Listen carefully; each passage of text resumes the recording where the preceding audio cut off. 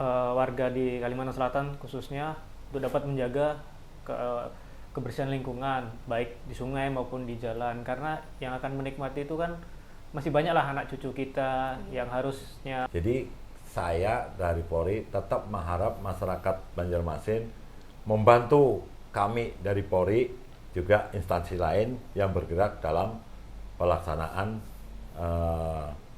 menghadapi Hari Lingkungan Hidup Sedunia.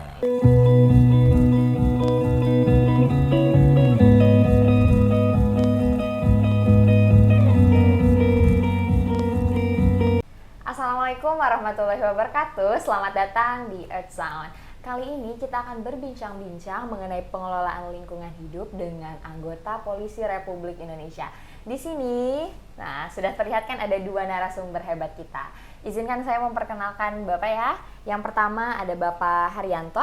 Beliau merupakan Kanwil dan Badan Kamtibnas Kota Banjarmasin. Dan untuk narasumber kedua kita ada Bapak Fahri Safrizal Lirartama, STRK. Beliau merupakan Kanwil Satreskrim Polres Banjar. Langsung saja. Bagaimana Pak kabarnya? Baik? Baik. Oke, Bapak Haryanto, bagaimana kabarnya? Baik. Alhamdulillah. Jauh ya Pak dari Banjarmasin ya? Ya lumayan lah. Oke, tadi jam berapa Pak berangkat? Saya berangkat jam 8 pagi. Oke. Karena di sini jadwal jam 9, saya upayakan supaya ya tidak mengalami keterlambatan, makanya saya cepat sedikit lah. Oke. Bapak Fahri, bagaimana kabarnya? Baik, Pak. Alhamdulillah hari ini kita dapat berkumpul di Dinas Lingkungan Hidup Provinsi Kalimantan Selatan. Nih Pak, mengenai pengelolaan lingkungan hidup. Nah, sebelum ke sana, Reza mau tanya nih kepada Bapak Fahri. Tugas polisi dalam tugas polisi secara umum dulu deh. Tugas polisi secara umum ini apa aja sih Pak? Mungkin tugas polisi secara umum itu ya bagaimana aturan-aturan yang sudah dibuat oleh pemerintahan sama-sama kita jalankan, karena yang namanya aturan kan memang sudah dibuat berdasarkan mungkin ya kesepakatan bersama, dan intinya daripada aturan itu untuk membuat suatu hal menjadi adil lah. Adil itu bukan berarti ke satu pihak sama rata, iya. Mungkin seperti itulah. Tapi semua mendapatkan apa yang perlu didapatkan ya Pak ya. Oke. Berarti semua pihak harus bersinergi ya Pak, tidak hanya polisi saja. Iya Mbak. Kalau untuk spesifiknya nih, untuk pengelolaan lingkungan hidup itu apa aja sih Pak peran polisi ini? Mungkin untuk spesifiknya terkait lingkungan hidup, polisi adalah undang-undang yang mengatur tentang lingkungan hidup. Mungkin kalau dari kami segi penegakan hukumnya Mbak, Ya. jadi apa yang nggak sesuai oleh aturan-aturan undang-undang bisa kami tegakkan, mungkin seperti itu. Berarti lebih kepada regulasinya Pak ya. Ya. Nah Pak, selama di perjalanan dari Banjarmasin ke Banjarbaru ini kan kita melihat banyak sekali TPS liar ya Pak ya di pinggir jalan protokol. Nah, apa sih tanggapan Bapak mengenai sikap masyarakat yang membuang sampah di TPS liar? Jadi saya dari Dinas Kepolisian yang kerjasama dengan instansi lain, juga kami dari para Babin yang selalu kerjasama dengan RT, RW ataupun kelurahan yang selalu mengadakan kegiatan gotong royong dalam pembersihan sampah. Jadi selama ini setelah kita laksanakan, hasilnya memang bagus. Cuma karena adat istiadat atau kebiasaan masyarakat Banjarmasin yang membuang sampah semaunya ini, lalu akhirnya yang kita sudah bersihkan itu kotor lagi. Nah, gimana kita supaya masyarakat Banjarmasin supaya sadar diri mau membuang sampah pada TPS atau tempat pembuangan sampah ya kan? Sesungguhnya yang Pak sesungguhnya supaya tidak ya ibaratnya pelaksanaan bisa ditertibkan, ya kan? Sehingga pencapaian untuk lingkungan hidup itu yang istilahnya sehat, ya kan?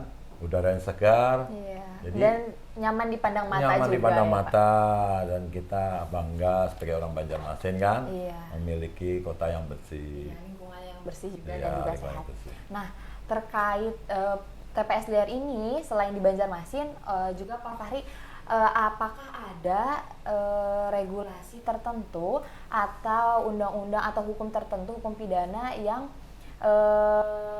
bertujuan untuk memberikan hukuman atau efek jera kepada pelaku pembuangan sampah liar itu?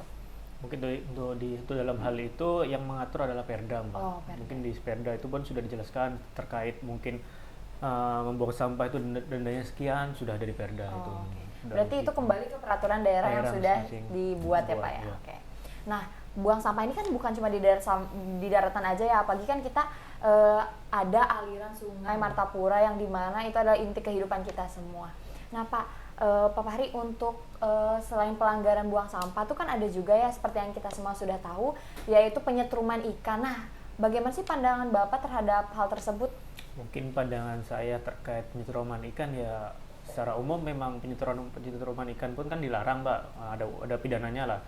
Nah, dalam hal ini yang dirugikan pun sebenarnya ya bukan hanya pada saat kejadian saja, karena siapa tahu ada yang namanya ekosistem kan. Iya. Ekosistem itu keberlangsungan seperti mungkin dari anak ikan, ikan yang sudah besar. Nah, dengan adanya penyetruman ikan, semua itu ikut istilahnya mungkin hilang lah ekosistemnya, karena kan pada saat penyetruman kita nggak tahu tuh apakah yang kita setrum itu hanya dewasa saja ataukah ikan-ikan kecil. Nah, Iya. pada prakteknya ikan-ikan kecil yang seharusnya mungkin bisa kita panen di kemudian hari hilang pada saat itu. Mungkin itulah dampaknya ke depan, takutnya nanti populasi ikan malah menurun dengan adanya penyetruman ikan. Oke, jadi ini sangat yang sudah pasti berbahaya. Nah, Iya, apakah ada regulasi tertentu, Pak? Selama ini juga ada laporan-laporan terkait penyetruman ikan. Oke. Kalau misalkan nih Pak Raisa, misalkan melihat seseorang melakukan hal tersebut, nah step by stepnya untuk melapor ini apa aja sih, Pak? Mungkin step by stepnya nanti Mbak Raisa itu datang ke kantor polisi, membuat laporan polisi lah dengan menjelaskan gimana sih kejadiannya, Kronologinya, ya. kejadiannya, lalu mungkin setelah itu dari polisi mendatangi TKP kejadian tersebut. Oke. Berarti sangat harus cepat ya, Pak, harus Iya. cepat tanggap dalam hal ini ya, Pak. Oh iya, selain itu nih Pak, kan ada salah satu program yang sangat familiar di masyarakat ya, Pak. Iya. Nah, namanya itu Jumat Curhat. Jumat Curhat, Curhat. ya, Nah, Curhat, Bu. itu tuh kegiatannya apa ya, Bapak Haryanto, kalau untuk kegiatan Jumat Curhat ini? Ya, Jumat Curhat itu, Bu, jadi kami dari Dinas Kepolisian memberikan kesempatan kepada masyarakat supaya apa keluhan-keluhan masyarakat itu bisa disampaikan, kemudian setelah disampaikan kita tampung.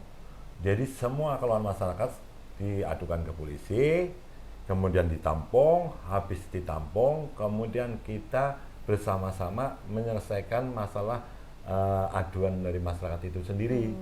Nah, diselesaikan, nanti kita kembalikan ke masyarakatnya, gimana dengan aduan kamu, apakah sudah Diberlakukan, sesuai ya. dengan apa yang kita lakukan dari pihak kepolisian. Oke. Nah, kalau memang sudah sesuai, apa kurangnya, ya kan, nanti bisa disampaikan lagi, sehingga polisi lebih giat lagi, Meningkatkan meningkatkan kualitasnya. kualitasnya ya, Pak. atau Oke. giat lagi. Berarti di Jumat Curhat ini kita bisa mengeluhkan tentang segala hal ya, Pak ya. Segala hal, Misalkan ya. Raisa mau berkeluh tentang pengelolaan lingkungan hidup yang ada di Banjar atau di Iya. Banjarmasin, atau tentang pelaporan curhat tentang penyetruman ikan di sungai di pinggir rumah Raisa, berarti bisa juga ya Pak di Bisa situ. Bisa. Oke, jadi nah buat teman-teman yang mau curhat apapun, keluhan apapun, nah bisa nih ikut Jumat Curhat ya Pak ya Curhat, bersama ya. kepolisian. Nah sejauh ini pernah nggak sih Pak ada keluhan yang aneh gitu loh selama Jumat Curhat ini?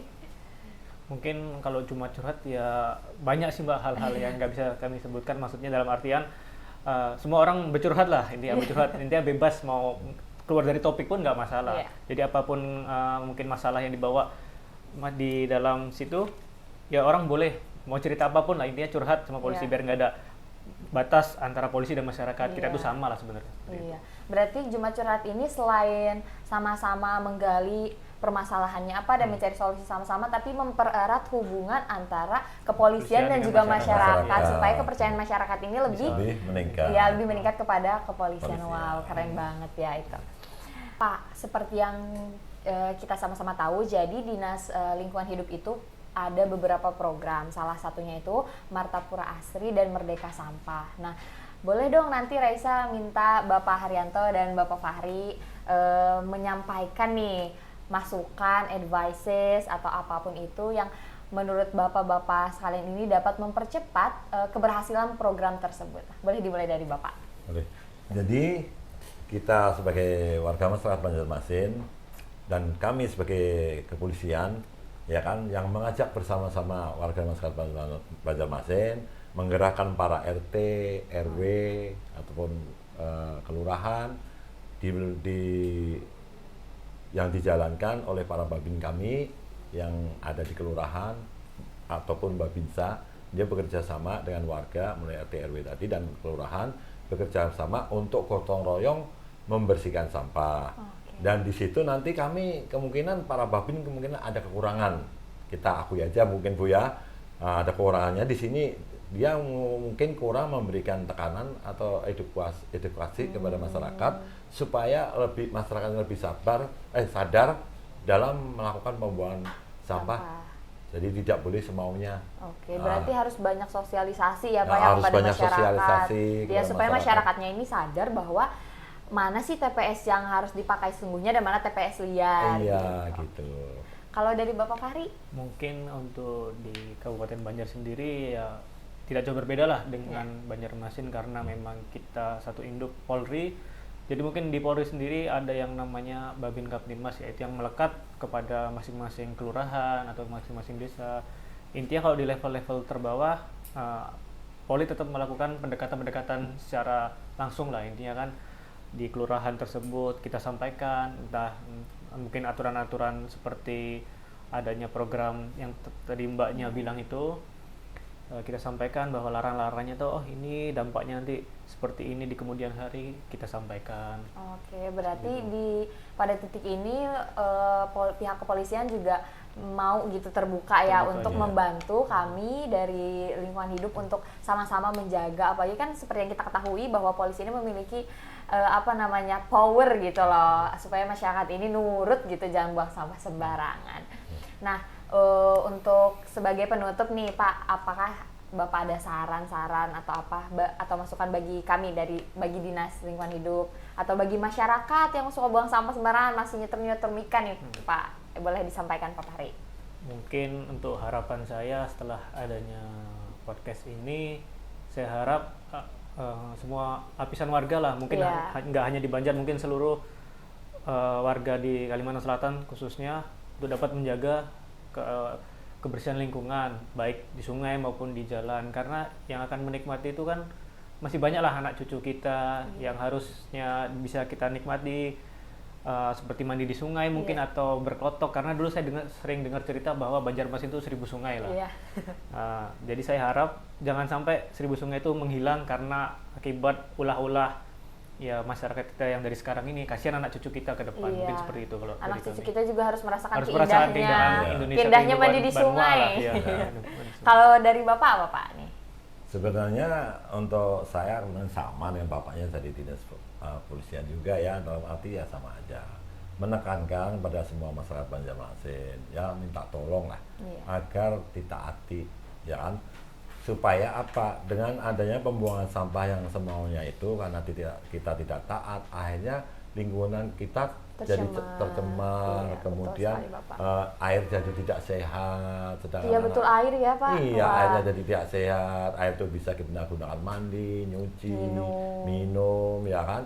Nah, karena kita memang sumber air kita ini memang banyak, karena kita yaitu tadi kota 1000 sungai. Anak-anak kalau sungainya tercemar, bisa mandi ya. Iya, kalau sungainya tercemar susah nggak sehat lagi, tercemar nggak sehat nanti ya, bisa jadikan katalan ya kan, kurap macam-macam ya kan ya. Jadi itulah kami sebagai masyarakat Banjarmasin dan kepolisian yang di Banjarmasin juga mengharap supaya masyarakat Banjarmasin kita sama-sama sadar ya kan untuk membangun lingkungan hidup yang lebih Banjarmasin yang lebih baik. Oke, terima kasih Bapak. Oke, finally kita ada di akhir penghujung podcast kita kali ini. Nah, sebelum menutup kegiatan kita hari ini, untuk Pak Fahri boleh dong Raisa minta dukungan dalam rangka menyambut Hari Lingkungan Hidup Sedunia tanggal 5 Juni nanti. Mungkin di sini bagi seluruh masyarakat Banua pada tanggal 5 Juni kami harapkan untuk menyemarakan lah Hari Lingkungan Hidup Dunia, karena ya yang namanya Hari Lingkungan Hidup kan kita peringati setahun sekali. Tapi ya jangan hanya pada saat itu saja kita peringati. Jangan hari hanya aja Iya, Pak ya. jangan hari hanya aja. Mungkin ke depan juga kita semarakkan lah. Mungkin pada tanggal 5 Juni kita lakukan mungkin bersih-bersih gang, bersih-bersih RT RW ataupun menanam pohon atau gerakan-gerakan lain yang mungkin sekitaran tentang lingkungan lah. Mungkin bersih-bersih sungai. Kita ajaklah semua elemen-elemen mungkin ada di desa, kita ajak semuanya untuk ayo kita bersih-bersih sungai pada tanggal tersebut. Tapi harapan kedepannya juga bukan hanya tanggal tersebut ya, harapannya ke depan tetap harus sungai itu harus bersih, gang-gang juga harus bersih, yang namanya TPS liar pun ya jangan sampai ada lagi TPS liar, kan sudah dikasih tempat sendirilah TPS itu seperti apa tempatnya. Mungkin demikian untuk dukungan saya. Terima kasih Bapak. Nah, setelah dukungan nih, Reza mau minta satu lagi harapan dari Bapak Haryanto mengenai Hari Lingkungan Hidup Sedunia tahun ini. Harapannya kami dari Polri yang mana sudah ikut mendukung untuk suksesnya lingkungan hidup ini. Jadi saya dari Polri tetap mengharap masyarakat Banjarmasin membantu kami dari Polri juga instansi lain yang bergerak dalam pelaksanaan menghadapi Hari Lingkungan Hidup Sedunia. Iya, Pak. Terima kasih banyak Bapak. Oke. Nah, alhamdulillahirrahmanirrahim, kita sudah mengakhiri podcast kita. Ada banyak sekali hal yang bisa kita pelajari. Yang terpenting jangan buang sampah di TPS liar ya Bapak. Yeah. Dan jangan melakukan penyetruman ikan karena itu ada hukumnya, ada hukum pidadanya ya Bapak. Nah, jadi buat kalian nih warga Banua yang masih suka buang sampah di TPS liar dan menyetrum ikan dan menghancurkan ekosistem kita nih harus hati-hati, atau harus hati-hati maksudnya bukan harus hati-hati nyetrum ikannya, tapi jangan melakukan itu lagi gitu. Oke, sekian podcast kita hari ini. Sampai berjumpa lagi di Earth Sound yang akan datang. Dadah dulu Bapak. Dadah.